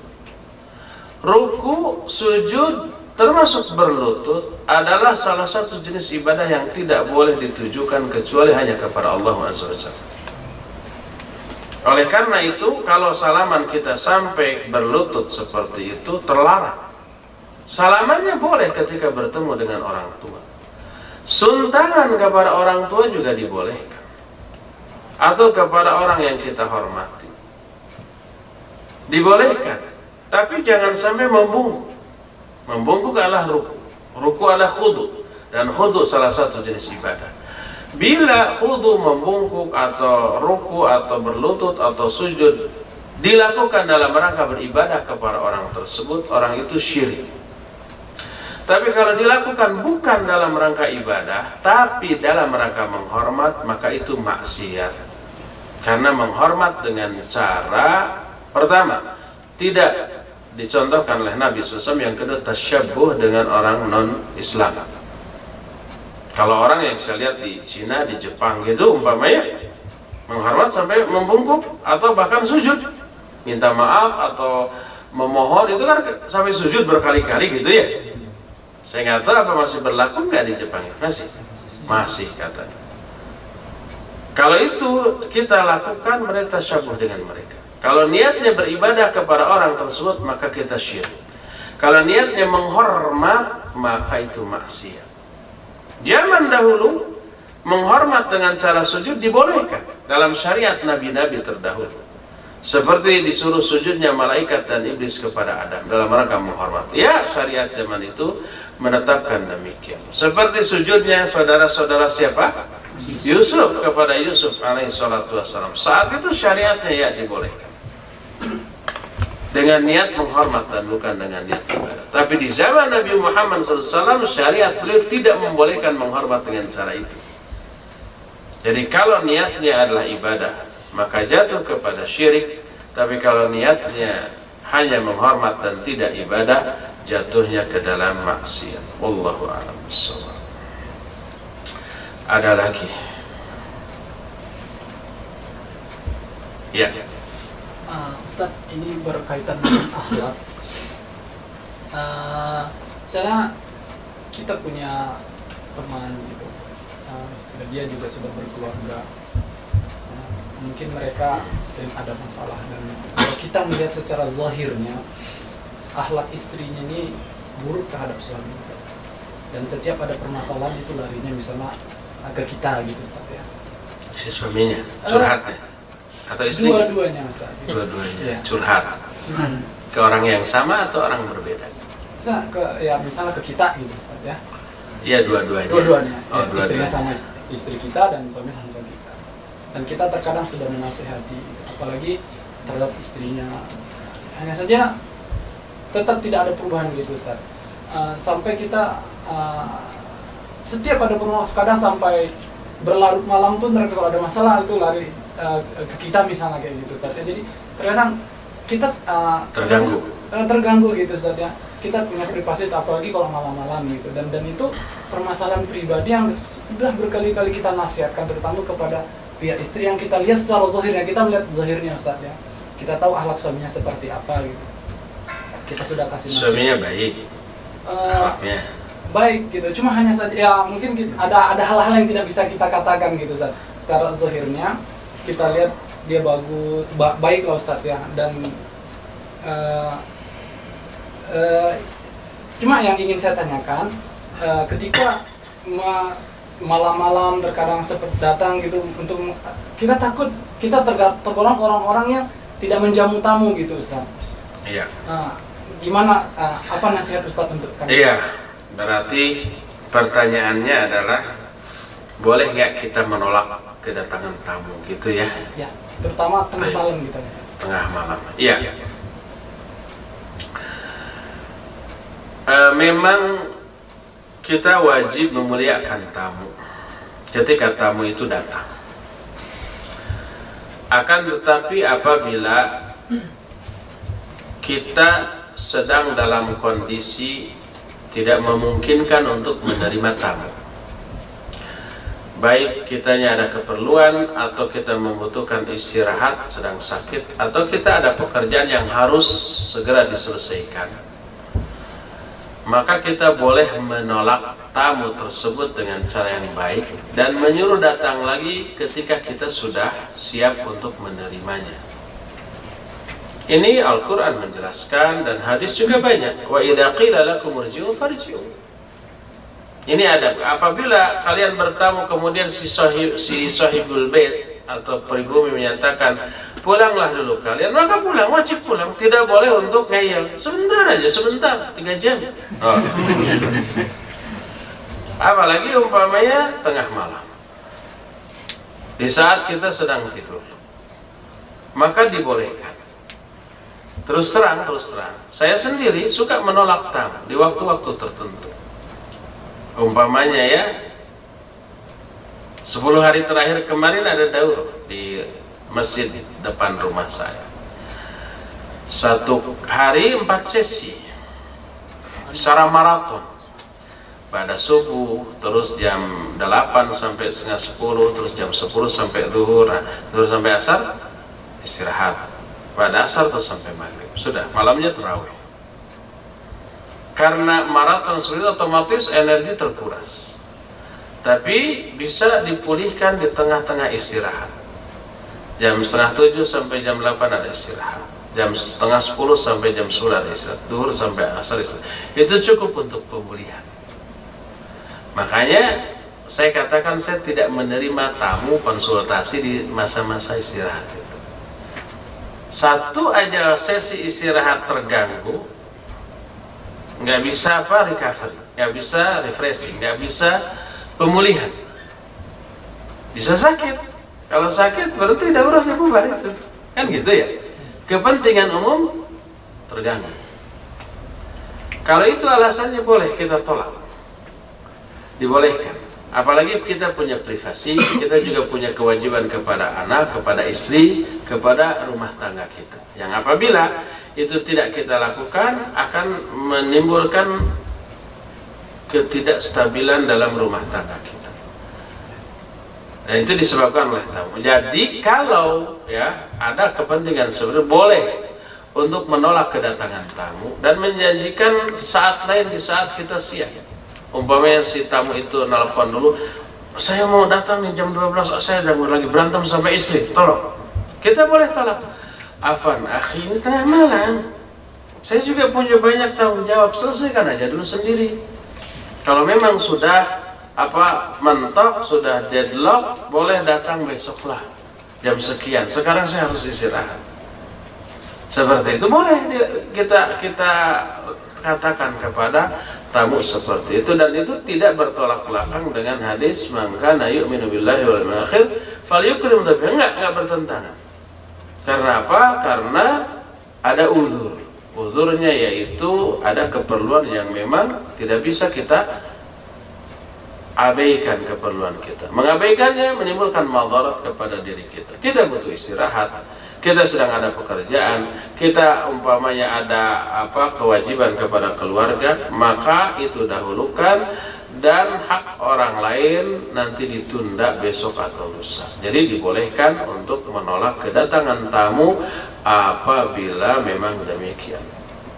Gitu ya. Kadang-kadang kalau saya umpamanya lagi tidur, saya aman ke istri ke anak. Kalau ada tamu, ada telepon, suruh tunggu boleh atau lain kali, jangan bangunkan. Begitu lagi istirahat baru sekian menit lagi tidur dibangunkan, itu bisa sakit. Akibatnya apa? Akibatnya jadwal pengajian setelah itu bisa amruk, bisa batal, dan kepentingan umum bisa lebih terganggu ya. Jadi dibolehkan yang seperti itu, wallahu a'lam. Dari akhwat, sampai sejauh mana kita berbuat baik dengan teman-teman orang Jepang, teman kerja atau teman di kampus. Saya khawatir menjadi loyal terhadap mereka. Ini non muslim gitu ya. Iya, kita harus dibedakan antara bergaul dengan menunaikan keperluan, baik menunaikan keperluan dunia atau menunaikan keperluan dakwah, menasihati.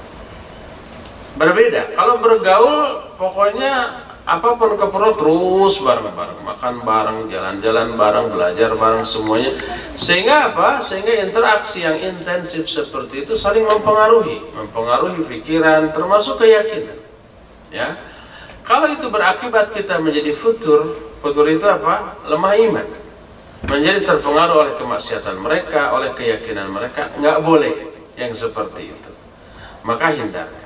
Ya, tapi tidak bergaul dengan mereka tidak berarti sama sekali nggak boleh interaksi. Boleh kalau ada keperluan pinjam buku, nanya sesuatu, tapi sebatas itu. Atau kalau kita punya momen untuk menasihati, dia ada masalah psikis, masalah dengan keluarga, dengan kampus, lalu stres, kita menasihati, menyelipkan dakwah, dan dia bisa menerima, itu bagus, itu dakwah, dibolehkan. Jadi harus dibedakan antara bergaul dengan menunaikan keperluan sesaat, baik keperluan dunia atau keperluan menasihati. Tidak bolehnya kita bergaul dengan ahli maksiat, dengan ahli bid'ah, bukan berarti kita tidak ngomong sama sekali, enggak.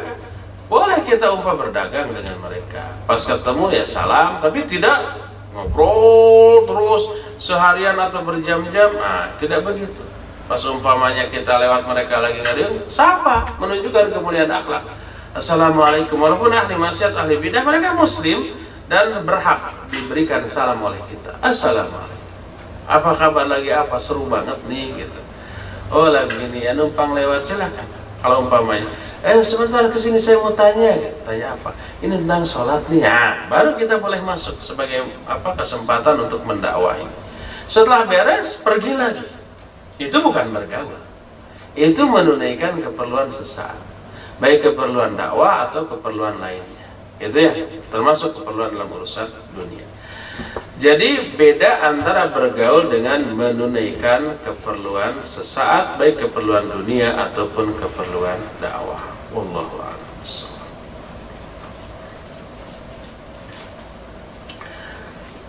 Apakah keutamaan akhlak tadi terdapat perbedaan pahala antara menerapkan ke sesama muslim dan ke orang non-muslim? Iya, kalau sesama muslim ya punya hak yang lebih daripada non-muslim. Umpamanya kita punya tetangga, satu muslim, satu non-muslim, haknya berbeda. Kalau sesama muslim, pertama kita punya kewajiban terhadap sesama muslim dan punya kewajiban terhadap tetangga. Ada dua, ada double. Tapi kalau tetangga tersebut kafir atau non-muslim, kita hanya punya kewajiban kepada sesama tetangga. Tapi tidak ada kewajiban terhadap sesama muslim karena dia bukan muslim. Umpamanya hak atau kewajiban terhadap sesama muslim, salam, menjawab salam gitu, kalau sakit dilayat gitu atau ditengok gitu ya, kalau meninggal disolatkan, dikuburkan di pekuburan kaum muslimin dan seterusnya. Nah itu hak sesama muslim yang 6 tea yang kita sudah jelaskan. Kalau dia bersin kemudian hamdalah, kita doakan dengan yarhamukallah, kan gitu ya. Adapun kalau tetangga itu orang kafir, dia hanya punya hak sebagai tetangga ya, diperlakukan secara baik. Boleh nggak kalau dia sakit kita layat? Dibolehkan. Sebagai media dakwah. Nabi SAW punya pembantu orang Yahudi ya. Kemudian dia itu datang, sakit. Nabi SAW melayat, menengok. Kemudian mengajaknya kepada Islam. Anak itu melirik dulu ke bapaknya, minta izin. Kata bapaknya, ati Abul Qasim, taati Abul Qasim. Akhirnya dia masuk Islam. Setelah itu mati. Lalu diurus oleh Nabi SAW dan para sahabatnya. Ketika Abu Thalib mau meninggal dalam keadaan sakit keras, Nabi SAW datang mengajaknya kepada Islam. Dan itu menunjukkan dibolehkannya melayat orang kafir yang sakit sebagai media dakwah bagi kita. Adapun setelah dia mati, maka tidak dibolehkan bertakziah kepada orang kafir. Ketika matinya, tidak ikut ke kuburannya, apalagi mendoakannya, nggak boleh. Boleh mendoakan orang kafir hanya selama dia masih hidup, dan isi doanya hidayah. Ya Allah, berikan hidayah agar dia masuk Islam, boleh. Tapi kalau setelah mati, ya Allah, dia itu baik walaupun kafir, tolong ampuni, maka itu nggak boleh. Ada teguran dari Allah kepada Nabi ketika memintakan ampun untuk siapa? Untuk ibunya dan untuk pamannya yang mati dalam keadaan musyrik. Setelah pamannya yaitu Abu Thalib mati, Nabi SAW tidak ikut mengurus. Dia hanya manggil Ali, terus memberikan instruksi, urus begini, sudah. Kalau Ali ya sebagai anaknya mengurus. Tapi Nabi walaupun sebagai keponakannya tidak ikut mengurus. Syalbani dalam kitab Ahkamul Janaiz menyatakan ini menjadi dalil bahwa tidak boleh bertakziah kepada orang kafir yang mati.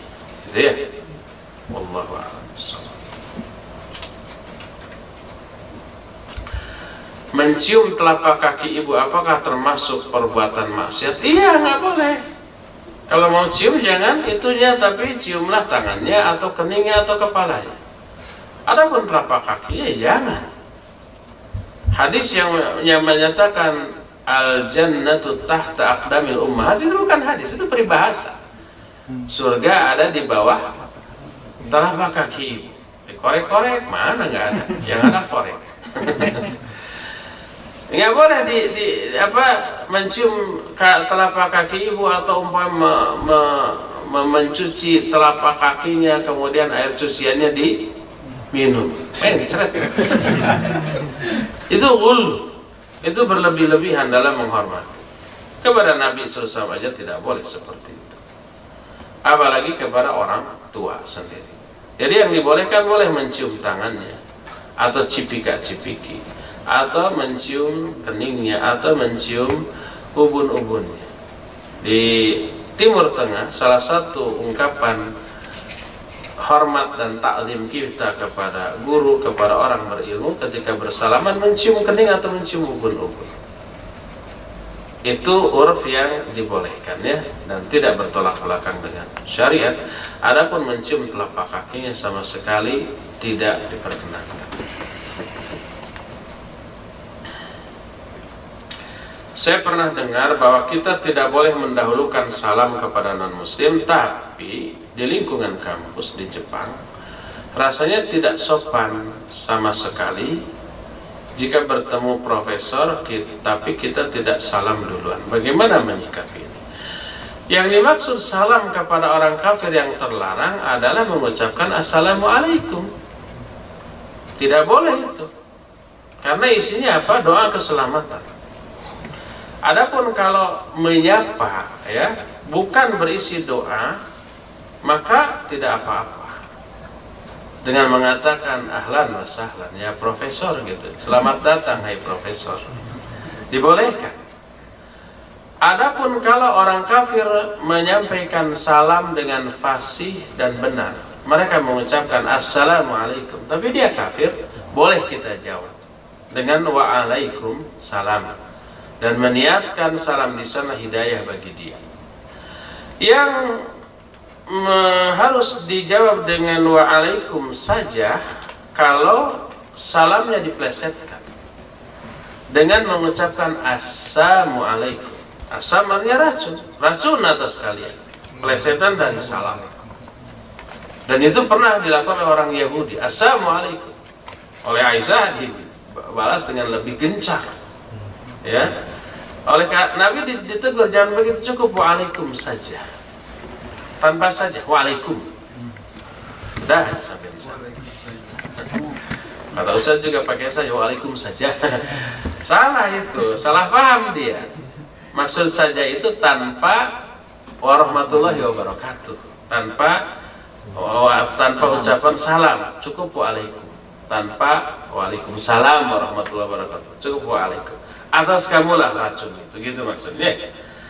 Nah, jadi kalau orang kafir itu memplesetkan salam dengan makna yang bertolak belakang dengan makna salam, seperti assalamualaikum, kita jawab waalaikum. Tapi kalau orang kafir mengucapkan salam secara fasih dan benar, assalamualaikum warahmatullahi wabarakatuh, boleh kita jawab waalaikumsalam warahmatullahi wabarakatuh, dan meniatkan salam di sana hidayah. Adapun memulai ucapan salam dengan fasih assalamualaikum kepada orang kafir, maka tidak boleh. Ya. Jadi salam kita ke orang-orang Jepang yang non muslim di sini, profesor atau yang lain-lainnya, tidak harus berupa ucapan assalamualaikum, boleh sapaan lain yang tidak mengandung doa itu. Terakhir ya, sebentar lagi zuhur. Jam berapa zuhur? Jam 12.03. Jam 12.03, berarti ada 15 menit lagi. Ustaz, ketika orang non-muslim masuk Islam, kita mengatakan dia dapat hidayah. Dan orang yang sudah muslim lalu mulai mempelajari Islam dengan pemahaman yang lurus, kita juga mengatakan dia mendapat hidayah. Apa bedanya antara kedua hidayah di atas? Baik. Itu yang disebut dengan hidayah taufik. Hidayah ada dua macam. Pertama, hidayah irsyad wa dilalah. Irsyad itu bimbingan, dilalah itu petunjuk. Hidayah irsyad wa dilalah berupa ilmu, berupa nasihat, berupa penjelasan, pencerahan, penerangan. Apa yang saya jelaskan itu hidayah. Dzalikal kitabu la raiba fihi hudan lil muttaqin. Kitab Al-Qur'an ini tidak ada keraguan di dalamnya, merupakan hudan, hidayah bagi orang-orang bertakwa. Maksudnya hidayah irsyad, petunjuk. Allah pun menyatakan inna hadzal Qur'an la yahdi ila siratal mustaqim. Sesungguhnya Al-Quran itu memberi hidayah. Atau innaka latahdi ila siratal mustaqim. Kamu Muhammad memberi hidayah kepada jalan yang lurus. Hidayah yang dimaksudnya ilmu, bimbingan, penjelasan, penerangan, pencerahan atau yang sejenisnya. Dan hidayah irsyad ini wajib dicari, dan kalau sudah dapat wajib diberikan, diajarkan. Ini hidayah yang pertama. Hidayah kedua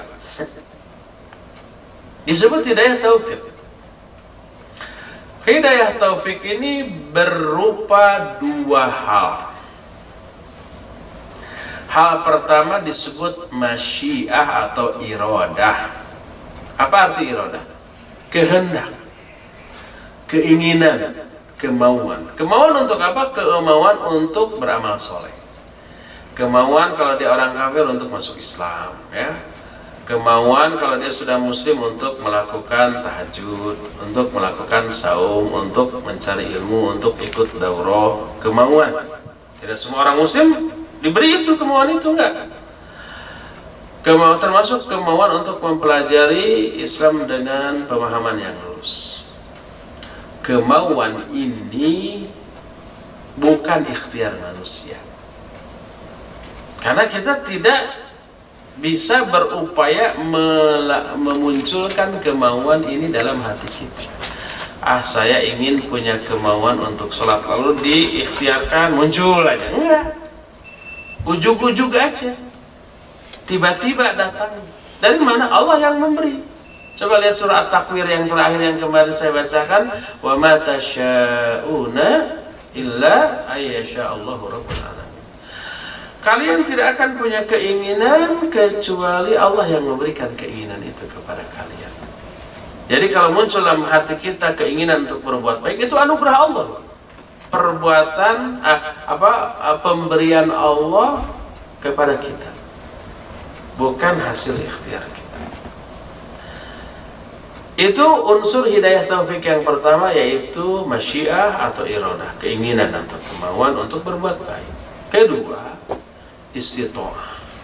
Istitoah itu kemampuan. Sebab ada kalanya ingin tapi tidak mampu, gitu ya. Contoh ketika ada pengumuman daurah di sini, mungkin banyak, aduh saya ingin sekali tapi ada kesibukan. Dia tidak diberikan kemampuan oleh Allah. Tapi pas pulang, tapi pas umpamanya sakit, dia tidak diberikan kemampuan oleh Allah. Ada keinginan tapi nggak ada kemampuan, nggak bisa dilakukan. Atau banyak orang ketika ada daurah mampu, waktu rileks gitu ya, lagi libur gitu ya, nggak kemana-mana, uang ada untuk ongkos, tapi nggak ada kemampuan. Orang itu oleh Allah hanya diberi kemampuan tapi tidak diberi kemauan. Ada yang sebaliknya, diberi kemauan tapi tidak diberi kemampuan. Jadi kalau hanya satu saja, dia tidak dikatakan memperoleh hidayah taufik. Antum yang datang ke sini gitu ya, termasuk saya yang jauh-jauh datang ke sini, diberi oleh Allah dua-duanya.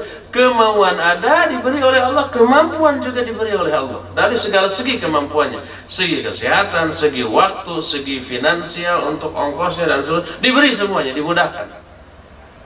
Maka orang itu disebut diberi hidayah taufik. Berupa diberi kemauan untuk beramal dan diberi kemampuan untuk beramal, itu maka lahirlah amalan tersebut. Itulah yang disebut dengan hidayah taufik. Nah, lari ke soal tadi, seorang kafir masuk Islam disebut diberi hidayah taufik untuk masuk Islam. Karena dia diberi keinginan oleh Allah untuk masuk Islam dan diberi kemampuan dari segala segi. Ada orang yang membimbingnya, yang mensyahadatkannya, yang menjadi saksinya, gitu ya. Dan selain ada keinginan, ada kemampuan, ya itulah hidayah. Ada orang yang ketika sudah masuk Islam, dia cuek, nggak mau mempelajari Islam. Islam yang dia fahami, yang dia amalkan hanyalah Islam yang dia lihat dari orang-orang awam. Orang awam begitu-begitu, orang awam begini-begini, gitu ya. Nah, suatu saat dengan informasi di internet, melalui obrolan kawan, gitu ya, di daurah, gitu ya. Oh, Islam tuh nggak bisa sembarangan difahami. Harus dengan cara yang benar.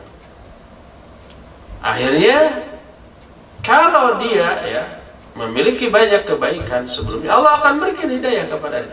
Diberi keinginan, saya ingin tahu Islam yang benar itu kayak apa, agar ibadah saya juga benar. Ini untuk akhirat.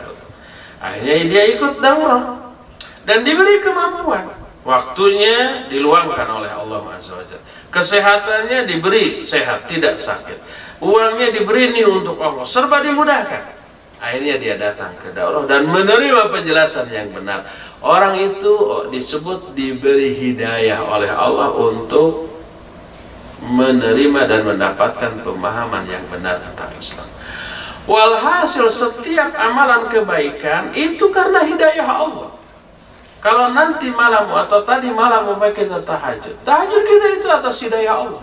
Diberi keinginan untuk tahajud dan diberikan kemampuan untuk tahajud. Dan ini nggak diberikan kepada sembarang orang. Siapa yang siangnya bermaksiat, dijamin dia tidak akan bisa tahajud malam. Karena apa? Oleh Allah tidak diberikan keinginan untuk tahajud.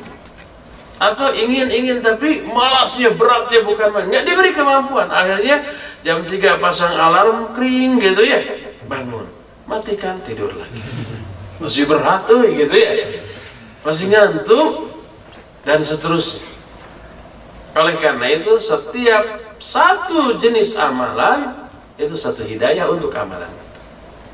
Makanya dikatakan kalau seorang non-muslim masuk Islam, dia dapat hidayah untuk masuk Islam, tapi belum tentu mendapat hidayah untuk mengamalkan kewajiban dalam ajaran Islam. Betapa banyak orang yang masuk Islam hanya sekedar status gitu ya. Setelah itu masuk Islam udah, dia nggak belajar sholat dan nggak sholat. Dia nggak belajar ngaji dan nggak pernah mengaji Al-Quran. Ada yang seperti itu banyak.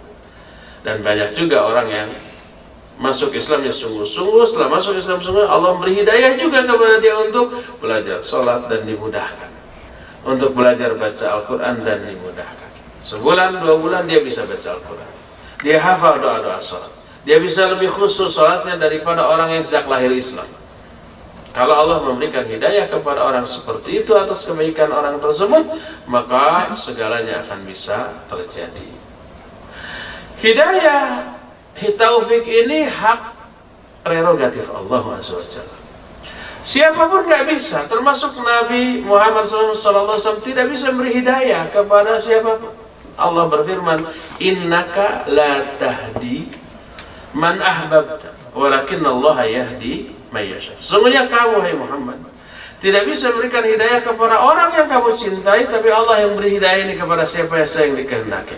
Hidayah yang dimaksud di sini adalah hidayah taufik. Makanya tidak heran kalau pamannya sendiri mati dalam keadaan musyrik, gitu kan?